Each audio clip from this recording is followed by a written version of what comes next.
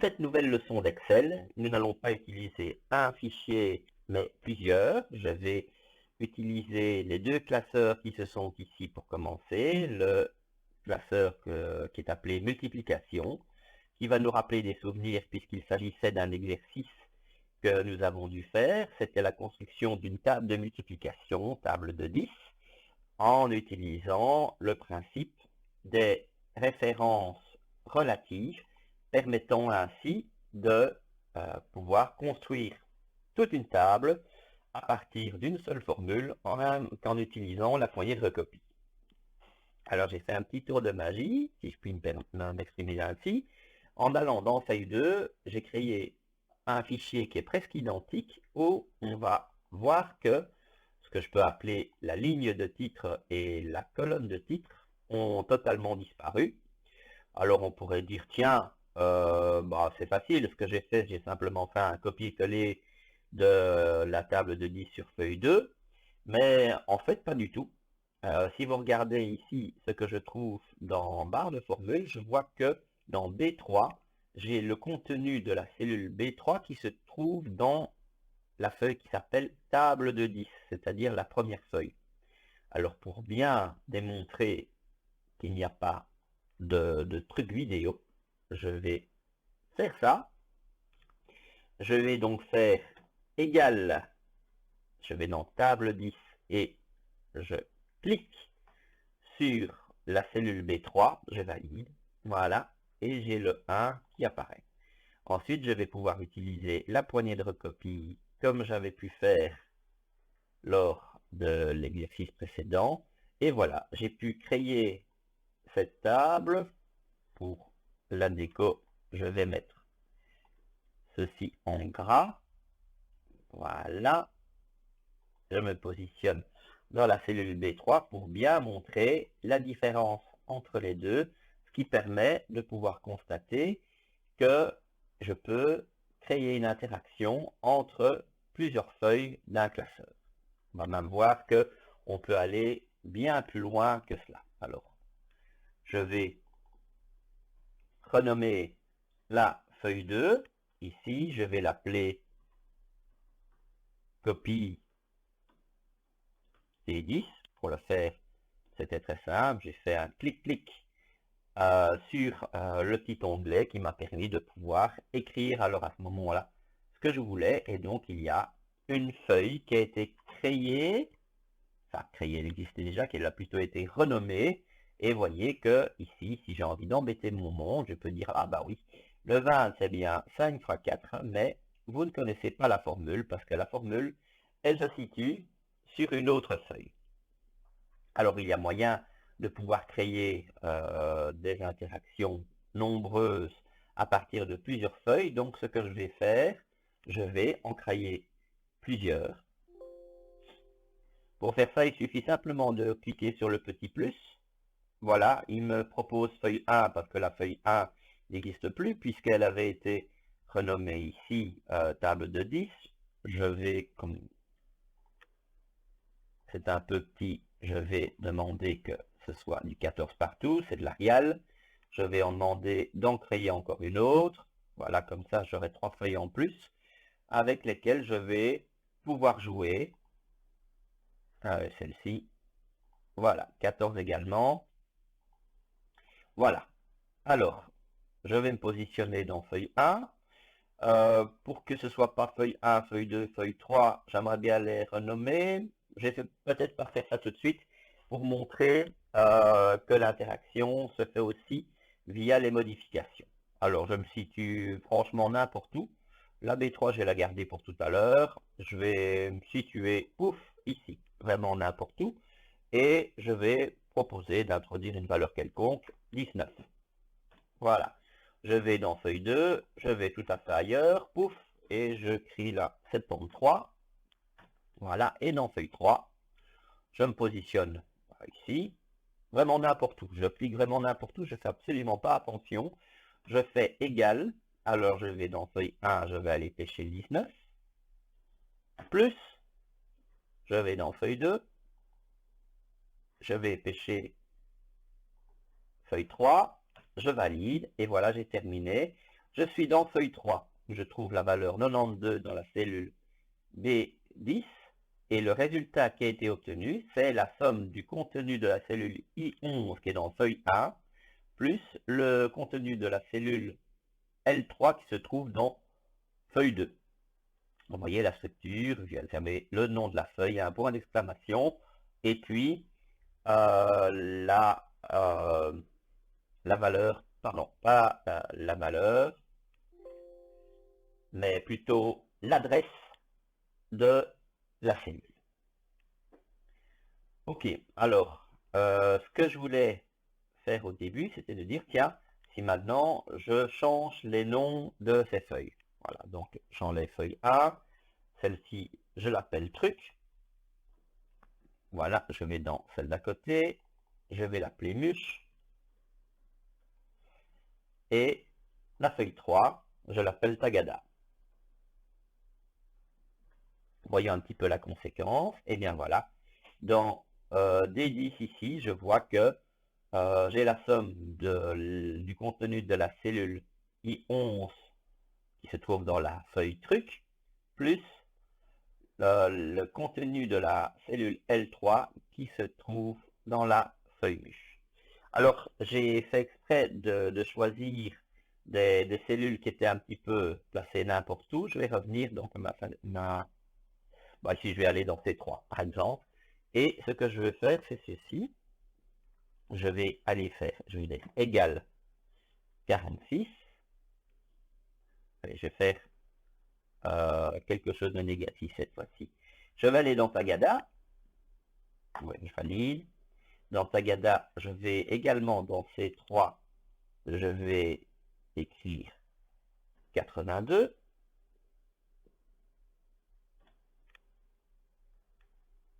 J'avais mis un égal pour rien dans le truc.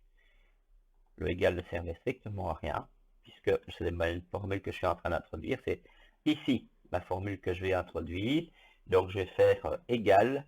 Alors, je vais dans le truc, je clique sur le 46, moins ce que j'ai dans Tagada, 82, voilà, je valide, et j'ai moins 36. Et voyez que même s'il s'agit des mêmes adresses au niveau des cellules, ce ne sont pas les mêmes cellules puisqu'elles se situent dans des feuilles différentes. Donc le moins 36 que j'ai ici trouvé, il se situe donc dans la cellule C3 de la feuille mûche, eh bien, est le résultat de la différence entre le contenu de la cellule C3 dans truc et du contenu de la cellule C3 dans tagada. Et vous voyez que j'ai pris truc et tagada pour trouver un résultat dans mûche, comme avant dans tagada, j'avais trouvé un résultat à l'aide des feuilles, truc et mûche. On peut faire comme ça un mélange, je peux appeler un melting pot, qui est assez extraordinaire. Alors, je peux faire différentes choses maintenant avec ces différentes feuilles. Une des premières choses que je peux faire, c'est par exemple les changer de place. Par exemple, je peux bien dire, ah, moi je veux que Tagada soit entre truc et mûche. Je prends Tagada, je clique, et je fais un cliquer-glisser, hop, et je bouge par là. Je peux m'amuser comme ça à prendre n'importe quelle feuille et les bouger où j'ai envie. Et donc du coup, je peux par exemple faire, tiens, je veux truc, puis je veux mettre mûche là, je veux que avoir table entre les deux, puis la copie également entre les deux. Vous voyez, j'ai vraiment fait un véritable mélange. Alors, ce que je peux faire aussi, c'est faire une copie. Je peux très bien dire, tiens, la table 10 ici, je vais faire une copie, donc je clique et je maintiens mon doigt sur la souris. J'appuie sur la touche contrôle et je vais me positionner un peu plus loin. Peu importe, je peux me mettre carrément à côté, il n'y a pas de problème, ou encore plus loin, où je veux. Vous voyez qu'il y a une petite flèche noire qui me suit. Allez, je vais me positionner ici, par exemple. Je lâche la souris, mais pas la touche contrôle. Voilà. Vous voyez que du coup, j'ai table de 10, cette fois-ci numéro 2. Là, ça devient une véritable copie que je peux remettre à côté si j'ai envie. Hein. Bon, je peux manipuler ces tables plutôt ces différentes feuilles comme j'ai envie.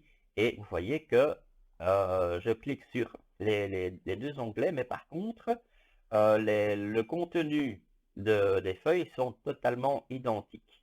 Ça peut être intéressant si vous voulez avoir des feuilles qui contiennent des données identiques, mais que vous voulez manipuler d'une autre manière. Par exemple, on en reparlera plus tard, si vous voulez faire des tris ou des filtres. Hein. J'imagine par exemple le tri, vous voulez mettre euh, toute une série de personnes, nom, prénom et on va dire un salaire.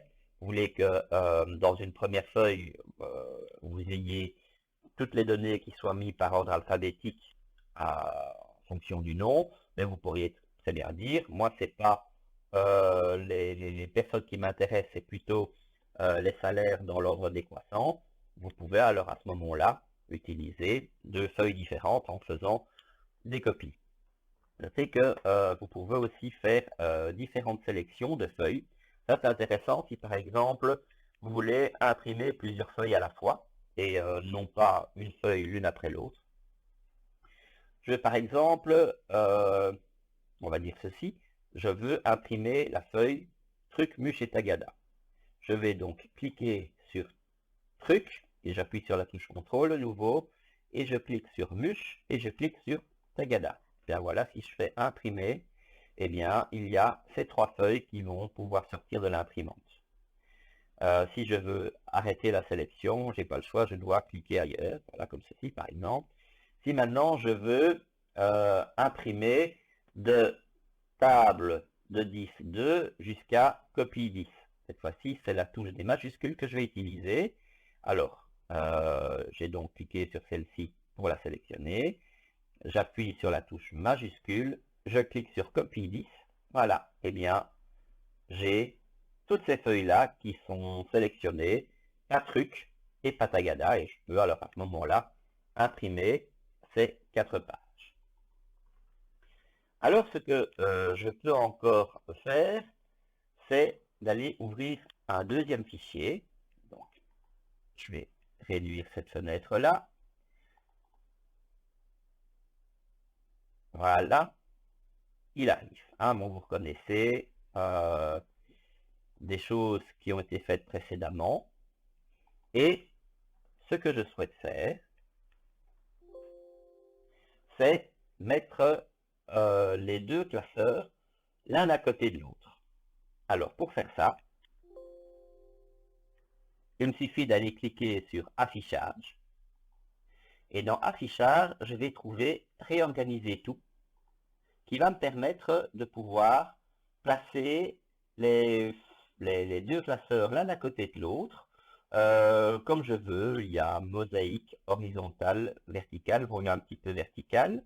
Voilà, comme ceci. Là, vous voyez que j'ai mes deux classeurs l'un à côté de l'autre. Ça peut être intéressant si vous avez, par exemple, envie que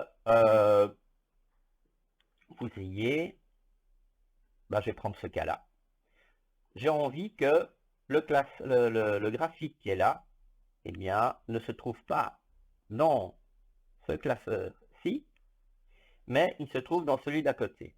Donc, qu'est-ce que je vais faire? Je vais faire un cliquer-glisser, donc je fais un déplacement de la feuille, et je viens le placer de nouveau là où j'ai envie. Voilà, comme ceci. Si je sauvegarde maintenant aussi bien à gauche qu'à droite, qu'est-ce qui va se passer? C'est que le graphique ne se trouve plus du tout ici dans le fichier xgraph, mais il se trouve bien dans le fichier que j'ai appelé multiplication. Et alors, je vais pouvoir jouer avec différentes choses. Je vais d'abord, voilà, comme ceci. Bon, c'est suffisant. Je voulais faire en sorte que l'on puisse bien voir le tableau, et comme ça, je peux faire des modifications de données. Regardez ici, j'ai mon joli bâton maximum là, qui vaut 9254. C'est celui-ci. Ah ben, je décide de transformer et je vais mettre 6458. J'invente n'importe quoi. Et je valide. Alors, je vais valider et observer le petit bâton rouge qui va se passer. Hop, et voilà. C'est magique, hein. Et ici, je change d'avis. Hop. Vous voyez que du coup, les modifications vont se faire à ce moment-là automatiquement. Voilà qui peut être intéressant. Maintenant, ce que je pourrais très bien faire, c'est de dire, moi de mon côté, je reprends le graphique ici et je le remets à la place qu'il était.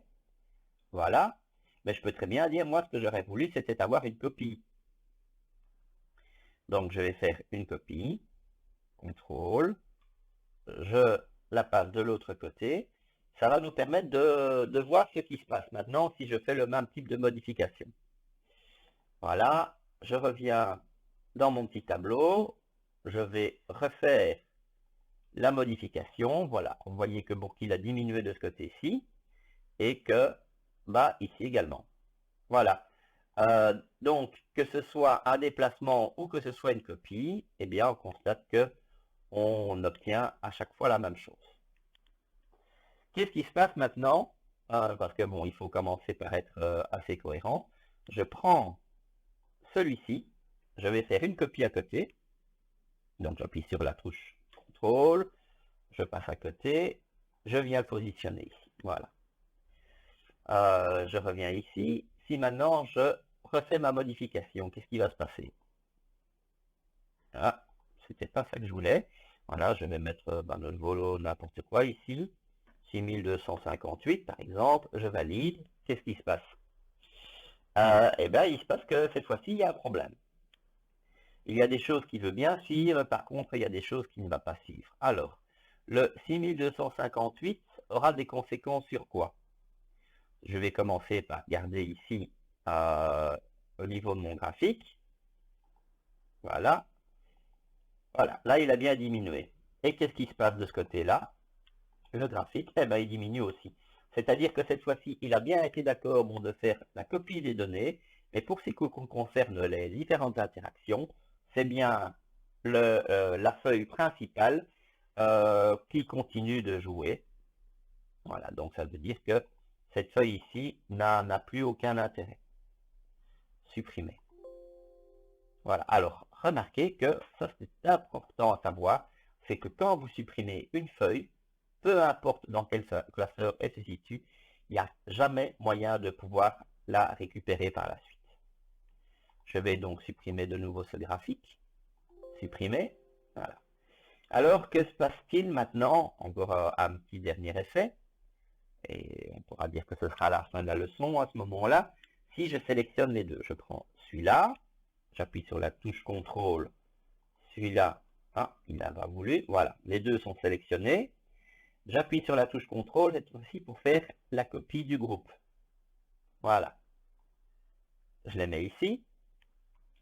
Celui-ci, donc, il n'y a rien de changé, sauf la donnée qui est là. Allez, je vais la remettre comme elle était avant. Je vais fermer ce fichier, il n'est pas besoin d'enregistrer. Je vais agrandir celui-là. Et voyez un petit peu ce qui se passe. Est-ce qu'il y a interaction malgré tout entre ces deux fichiers maintenant?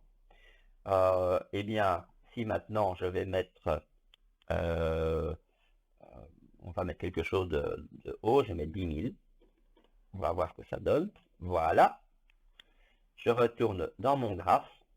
Ah bah là, cette fois-ci, comme j'ai bien pris les deux ensemble, il a compris qu'il s'agissait de deux fichiers, pardon, de deux feuilles avec lesquelles il y avait interaction. Et là, il a été d'accord de pouvoir faire la modification.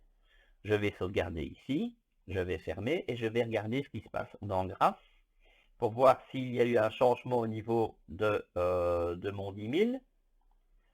Voilà, vous voyez qu'il n'est pas passé à 10 000 cette fois-ci. Bon, il a été d'accord de tout conserver. Fin de cette vidéo.